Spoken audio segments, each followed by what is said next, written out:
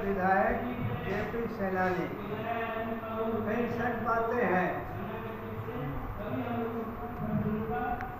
आप लोग आज विरोध दिवस मना रहे हैं, क्या क्या आंदोलन को बढ़ाना है, जेपी आंदोलन को बढ़ाना है।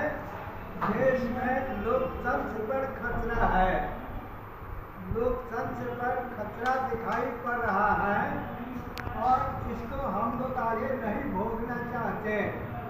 हम लोग चाहते हैं कि इस देश की सरकार लोकतंत्र के नियम से और अपने संविधान से काम करे। संविधान को कहते हैं सब लोग, संविधान के बारे में सब लोग बोलते हैं, लेकिन काम उल्टा हो रहा है। इसलिए जेपी सेनानी जितने हैं भारत में वो तैयार है। हमारे साथ ये जगन्नाथ देव महाराष्ट्र से आए हैं।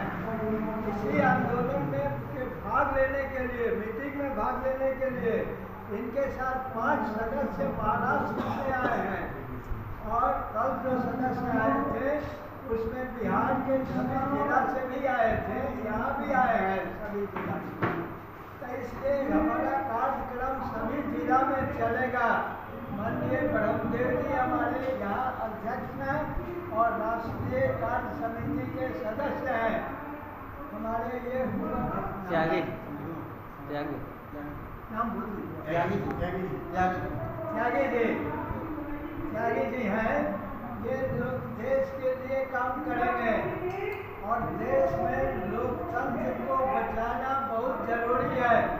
इसी बचाने के लिए जेपी आंदोलन बिहार से ही शुरू हुआ था। उस वक्त में लालू जी, नीतीश जी की भूमिका बहुत महत्वपूर्ण है।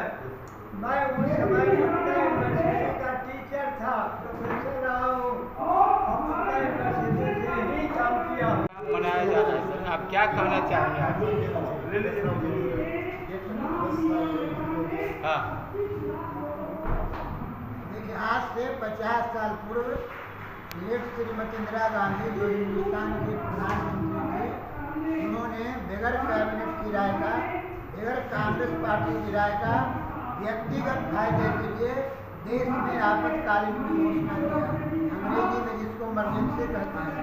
और पूरे देश में जो छात्रों का आंदोलन चल रहा था, जो नौजवानों का आंदोलन चल रहा था, लाखों लोगों को जेल में बंद कर दिया, जिसमें छात्र, युवा, विभिन्न राजनीतिक दल के कार्यकर्ता, नेता, सामाजिक सुधारक, किसान नेता, मजदूर, ये तमाम लोगों को जेल में 26 जून के सवेरे होते होते लाखों लोगों को जेल में बंद कर दिया।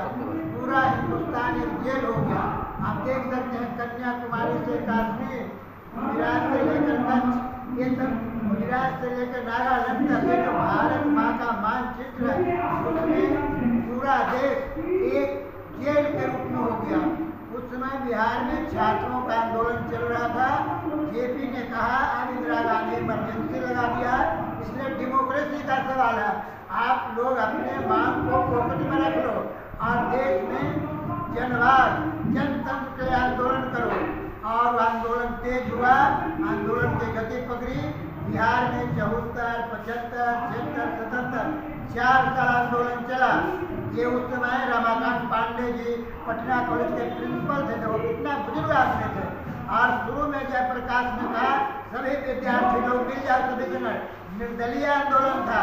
बाद में सभी पार्टी को जोड़ लिए, वो बहुदलीय हो गया और अंत में एक दल उन्होंने बनाया जो जनता पार्टी बनी। 77 में चुनाव हुआ और जनता पार्टी हारी, जनता पार्टी जीत कर कांग्रेस आई। और फिर आप लोग सब जानते हैं तो हम लोग 1976 से हर वर्ष 25 जून को या 26 जून को दोनों डेट में ये आपातकालीन विरोधी दिवस मनाते हैं और अपनी लेखा जोखा करते हैं कि कितनी लड़ाई हम आगे बढ़े। ये संपूर्ण क्रांति मोर्चा, ये बैनर के तले आज सरदार पटेल भवन, दरोगा पथराय, पटना 1 में ये समागम है, जिसमें बिहार के विभिन्न जिला के लोग, यूपी साथी झारखंड के लोग, बंगाल के लोग, उड़ीसा के लोग, महाराष्ट्र के लोग, मध्य प्रदेश के लोग, दिल्ली के लोग, विभिन्न प्रांतों के लोग आए हैं। हम लोग राय विचार कर रहे हैं कि नरेंद्र मोदी जो देश के प्रधानमंत्री हैं, ये कहते हैं कि हम इमरजेंसी में आंदोलन के खिलाफ थे। ये उस समय RSS में थे, लेकिन जेल नहीं गए। लेकिन अभी तक नरेंद्र मोदी बोलते हैं इमरजेंसी के खिलाफ, कांग्रेस के खिलाफ, लेकिन इमरजेंसी में जो विक्टिम लोग हैं, जिनके बाल बच्चे मारे गए, जिनके घर उजाड़ गए, बहनों का मांग सुंदर हो गया और लाखों लोग के घर उजाड़ दिए गए, इन विक्टिम लोगों को नरेंद्र मोदी क्यों नहीं बोलते हैं? हमको भारतीय जनता पार्टी RSS हमारा के एक नेता को बुलाया है, मोहन सियाने वाले हैं प्रचारक उसके। अभी तो क्या RSS क्यों नहीं बोलता है?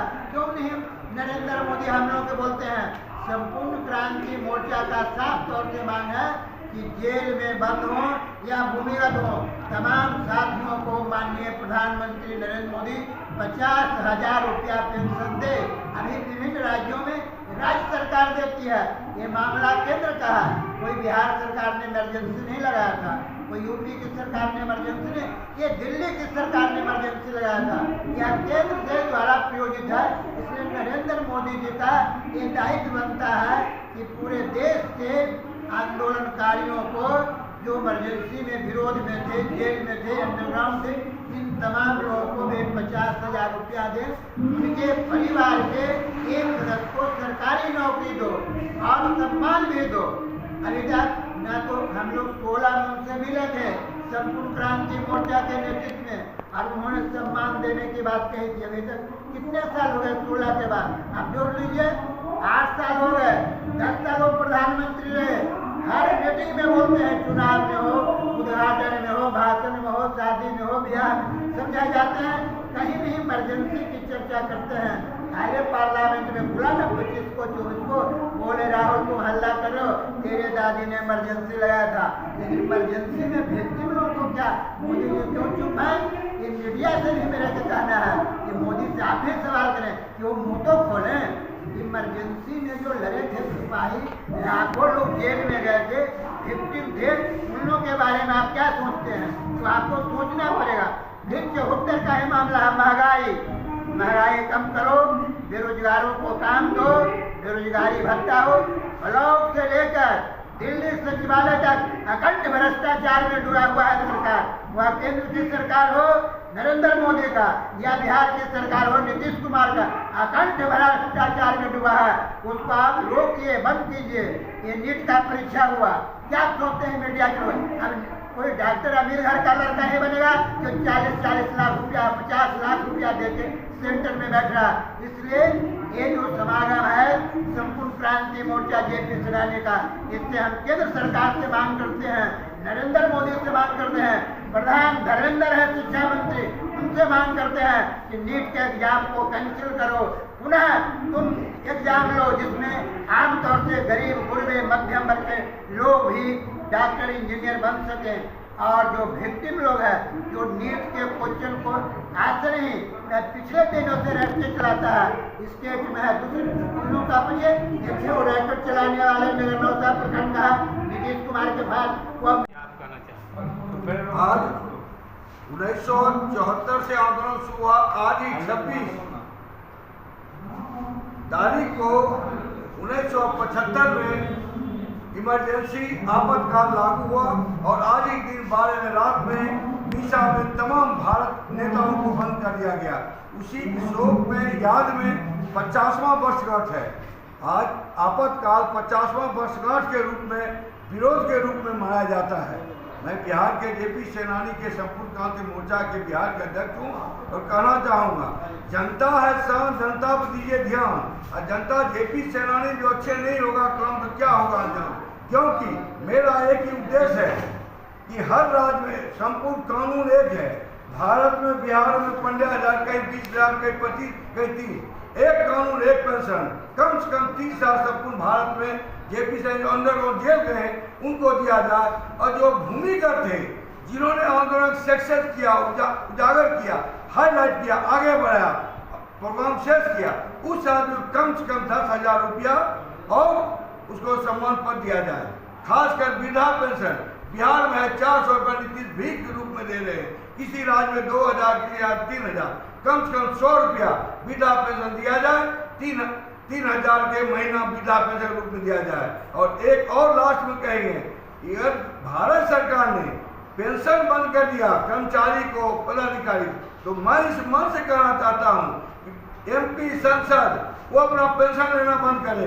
एक आदमी 5-5, 10-10 को पंडा 12-12 पेंशन विधायक बने 13 पेंशन लेंगे। आगे का रणनीति क्या है? मगर आगे की रणनीति है, फिर बात हो रहा है, फिर पटना या दिल्ली में जाकर प्रधानमंत्री से बात से मिला जाएगा। पेंशन रूप में कम से कम 30,000 रुपया, 10,000 अंडरग्राउंड को। अब वृद्धा पेंशन के लिए हम चाहते हैं जो गरीब पूरा 400 रुपया जो भीख देते हैं, जो कम से कम 3,000 रुपया किया जाए। JP सेना बिहार के अध्यक्ष अमरिंदर कुमार सिंह।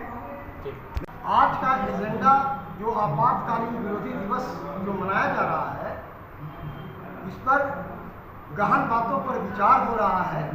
जो लोकतंत्र खतरे में है, संविधान खतरे में है, संविधान बचाने का संकल्प हम लोग ले रहे हैं। और जो JP सेनानी जो लोग हैं, जिन्हों पेंशन वगैरह जो सरकार दे रही है, उसकी बढ़ोतरी की मांग हम केंद्र सरकार से कर रहे हैं। ये तमाम बातें की जा रही है। आगे नहीं यदि मैंने आपकी मांगों के नहीं पूरा होगा तो क्या कर सकते हैं? आगे सबसे बड़ा मेरा मांग बिहार प्रदेश के मुख्यमंत्री और माननीय प्रधानमंत्री नरेंद्र मोदी से है कि पेंशनधारियों को, JP सेनानियों को जो पेंशन मिल रहा है उसका बढ़ोतरी किया जाए। और दूसरा है कि यहाँ का जो बेरोजगार जो बैठा हुआ है, जिसको नौकरी नहीं दी जा रही है, उनको कम से कम 20,000 रुपया महीना हर बेरोजगार को पेंशन इनको सरकार को देना होगा। और यही मेरा बुलंद आवाज पूरे देश में गूंजेगा कि बेरोजगारों को 20,000 रुपया, चाहे वो महिला हो